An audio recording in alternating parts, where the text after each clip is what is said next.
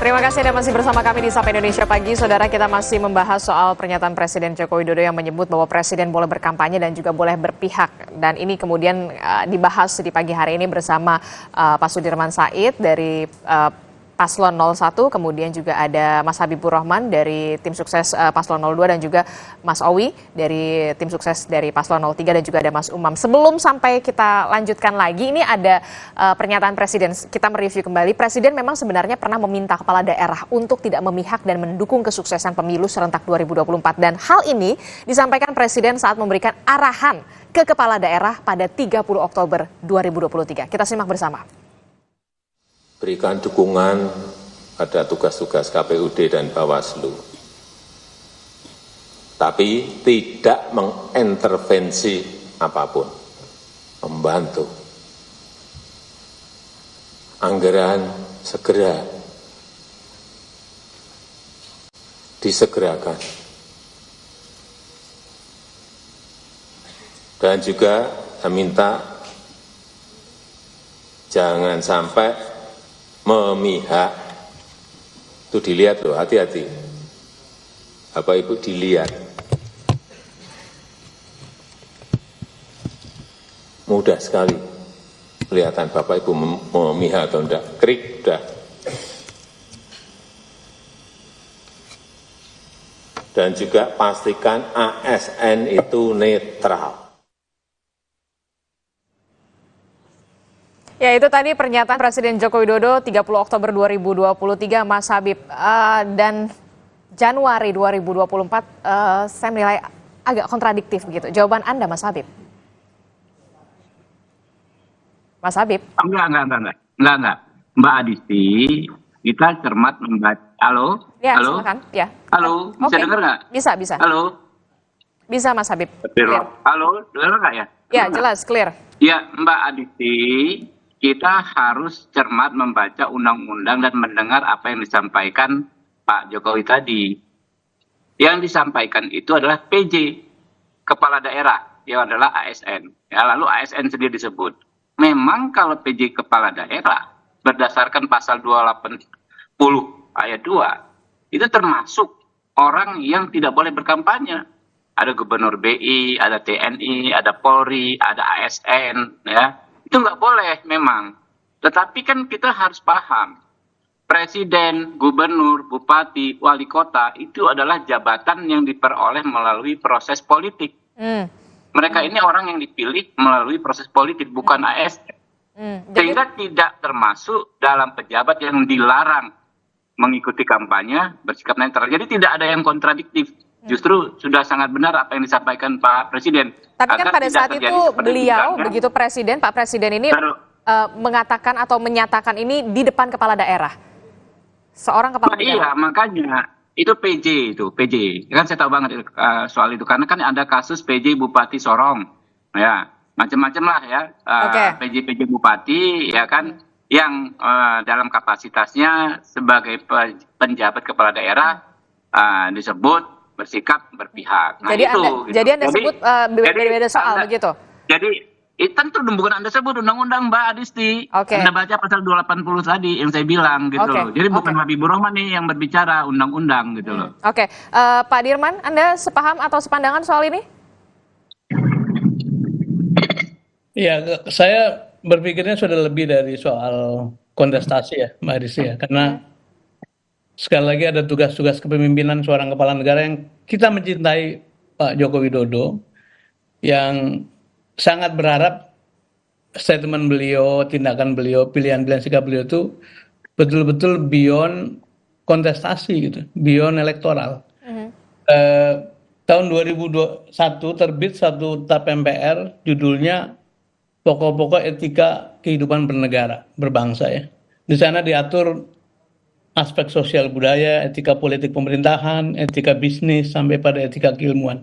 Di sana mengatur dengan jelas bahwa ada kewajiban dari para penyelenggara negara untuk terus-menerus menjaga etik itu. Dan tadi kalau yang dikatakan sahabat saya Pak Habibur Rahman, bila ASN saja tidak boleh berpihak, diminta netral, polisi diminta netral, apalagi kepalanya gitu ya. Jadi ini ada satu logika yang perlu diluruskan bahwa tergantung kita mau masuk pada soal-soal legal saja atau masuk mengangkat permainan ini menjadi lebih baik secara kualitas.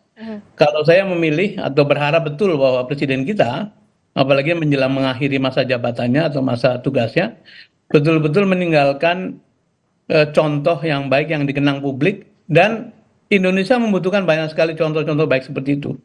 Saya pernah melihat satu foto tahun 1945, di situ berderet tuh Bung Karno, Bung Hatta, kemudian ada Pak Sudirman Panglima, ada Natsir dan sebagainya, Agus Salim. Saya membayangkan satu suasana di mana beliau-beliau adalah politisi betul, walaupun waktu itu belum ada pemilu ya.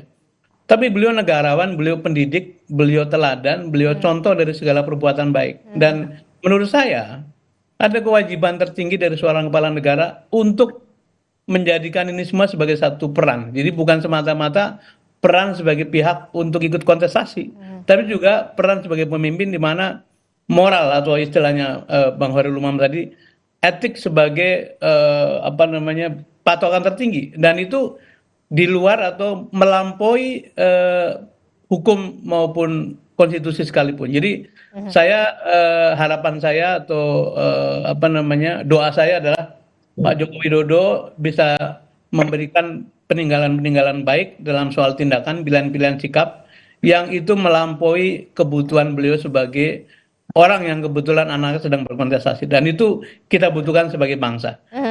Mungkin. Oke, Mas Owi.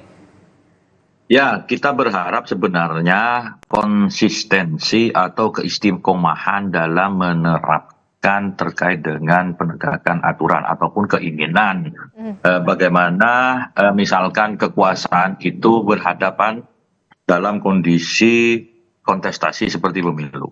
Taruhlah tadi analoginya bahwa penjabat kepala daerah itu selalu diperintahkan oleh Pak Jokowi karena kebetulan penjabat kepala daerah itu adalah ASN.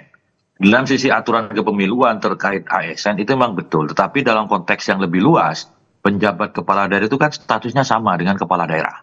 Jadi kalau kami melihat tidak dalam konteks sebagai ASN-nya karena dia menjabat kepala daerah, tetapi penjabat kepala daerah itu memimpin sebuah daerah itu kan statusnya sama dengan kepala daerah. Itu yang diinginkan oleh Pak Jokowi sebagai sebuah pemimpin di daerah, jangan sampai mengarahkan, memberikan dukungan kepada calon-calon tertentu.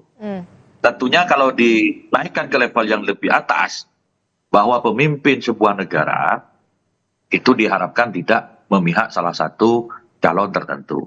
Namun sekali lagi, karena ketentuan undang-undang pemilunya sudah seperti itu, baik semua kontestan pemilu tahu tentang isi mengenai undang-undang pemilu. Bahwa presiden itu boleh, menteri boleh berkampanye asalkan cuti. Dan tidak menggunakan fasilitas negara untuk mobilisasi massa, untuk memobilisasi, tidak menggunakan alat negara untuk memobilisasi dukungan, kecuali kalau presiden dan wapres itu ada 3 hal yang melekat itu karena aspek keamanan, kesehatan dan juga protokoler. Nah, namun demikian sekali lagi bahwa Pak Jokowi itu adalah bapaknya seluruh rakyat Indonesia. Maka memposisikan beliau sebagai bapaknya seluruh rakyat Indonesia dari segenap golongan itu menjadi hal yang utama. Ini sesuatu keteladanan, sesuatu panutan itu yang memang tidak diatur di norma manapun. Kalau normatifnya ada, kita sudah sepakat, tidak sedang berdebat apakah yang disampaikan presiden itu salah atau tidak. Iya, semua yang disampaikan presiden itu normatif gitu.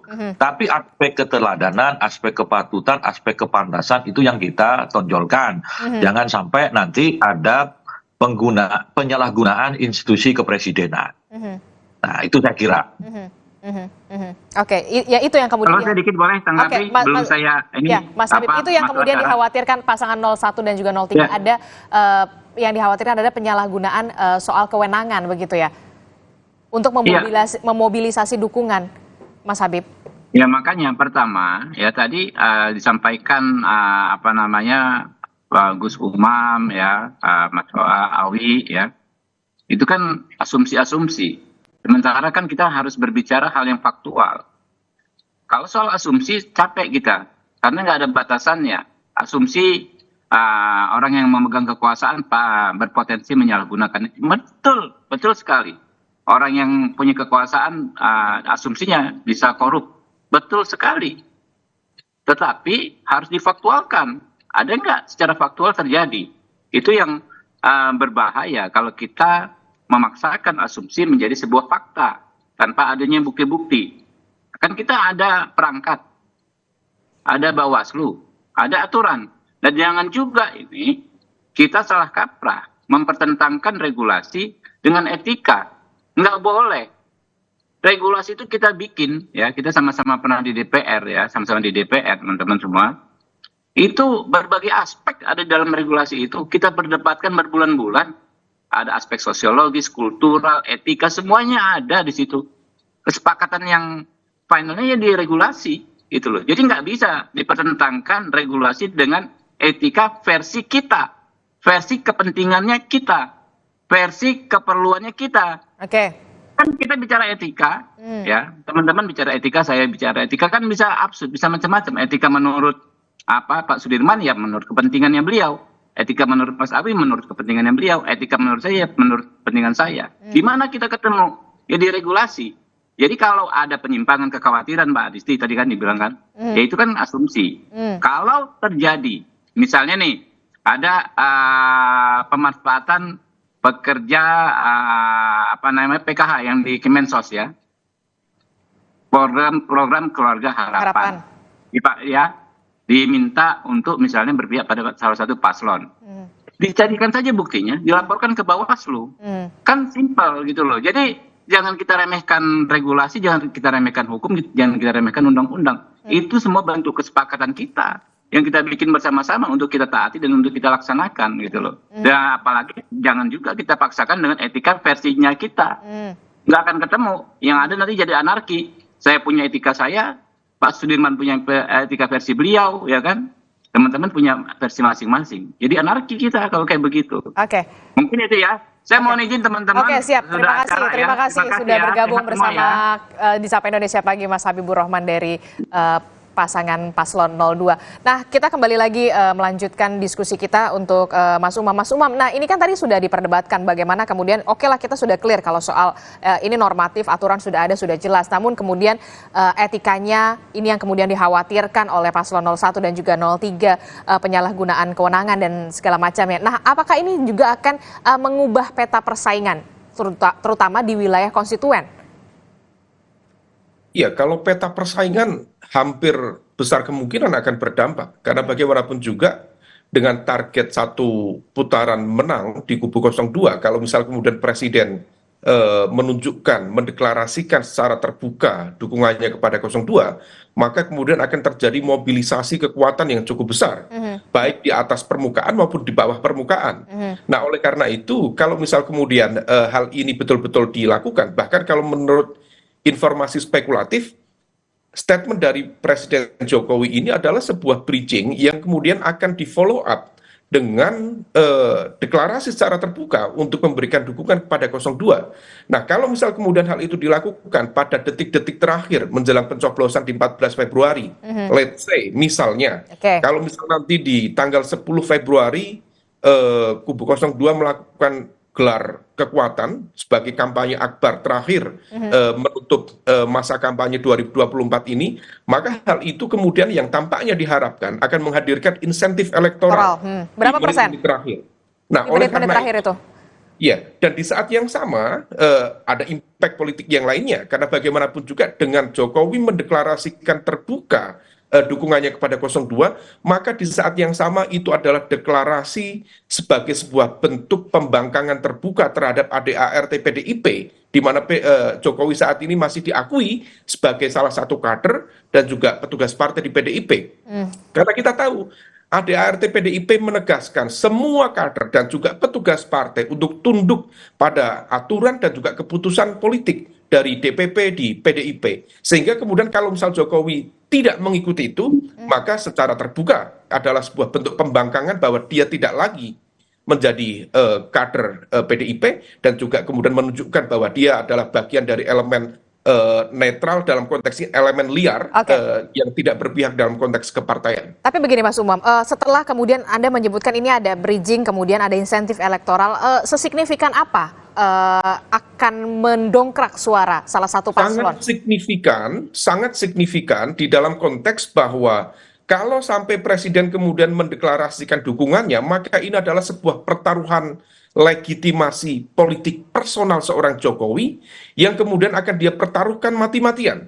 Kalau misal kemudian sampai tidak menang, misalnya kubu 01 Mas Anies dan juga Caimin, dan juga atau kubu 03 Mas Ganjar dan juga Pak Mahfud mampu menahan kekuatan di kubu 02 sampai kemudian stagnasi elektabilitas terjadi di menit-menit terakhir 14 Februari, dan akhirnya kemudian memaksa kubu 02 masuk di putaran kedua, maka akan ada sebuah pertaruhan besar. Dan disitulah kemudian tampaknya sekali deklarasi dilakukan oleh Jokowi, maka di situ semua hal at all cost, semua akan dilakukan untuk memenangkan kubu 02. Disitulah kemudian ruang gelap kekuasaan berpotensi dimainkan. Anda membaca ini merupakan upaya salah satu untuk bisa pilpres satu putaran?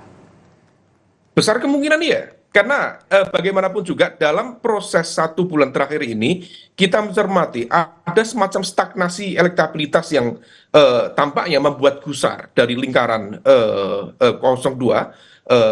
termasuk di lingkaran Pak Jokowi sendiri.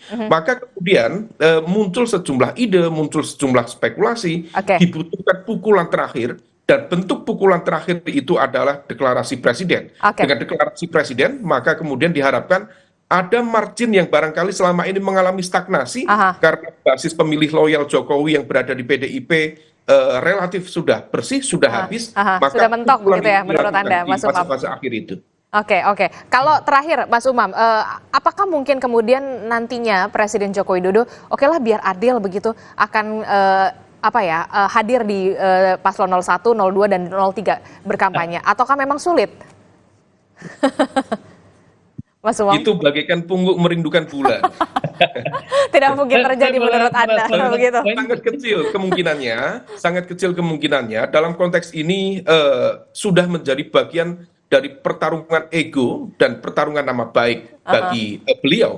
Karena sekali dia menunjukkan keberpihakan, kalau misal sampai kalah, maka kemudian hal itu bukan hanya menyangkut nama baik seorang Jokowi, tetapi dalam tanda kutip juga akan menyangkut keselamatan politik Jokowi dan juga lingkaran di keluarga dan juga lingkaran terdekatnya. Oleh karena itu, apapun akan dilakukan oleh lingkaran Jokowi, dan hal ini akan menjadi early warning system bagi seluruh aktor-aktor demokrasi untuk mempelototi. Nah, disinilah sekali lagi Mbak, mohon izin, Bawaslu seharusnya memiliki keberanian lebih untuk menggunakan exercise kekuasaannya dalam sebagai kapasitas sebagai pengawas kepemiluan.